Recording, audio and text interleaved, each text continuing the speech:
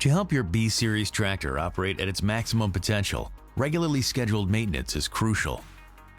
Changing the oil and filter on your machine is easy to do. Precautions regarding personal protection should be followed as described in your operator's manual. Your local Kubota dealer will have the correct oil and oil filter. You'll need both to complete this task. You'll need an oil filter wrench, a selection of hand tools, and a drain pan. Shop towels will also be helpful. Warm the engine for a few minutes prior to draining the oil.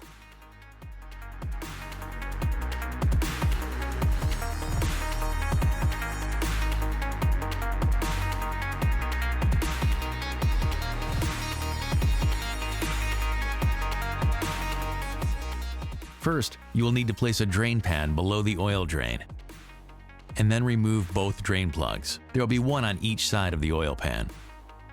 Turn the drain plugs counterclockwise with the correct size wrench to remove.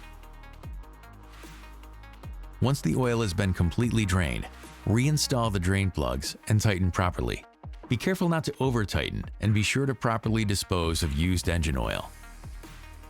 Raise the hood. Then remove the side panel.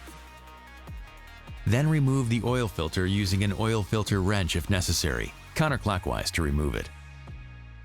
Clean the metal surface on the engine.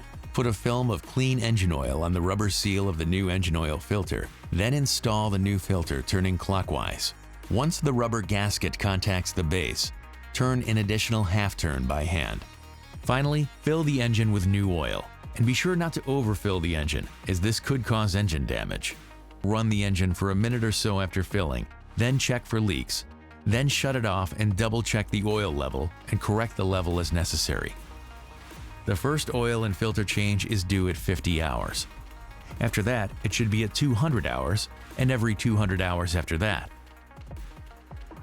Be sure to consult the operator's manual for all of the maintenance intervals.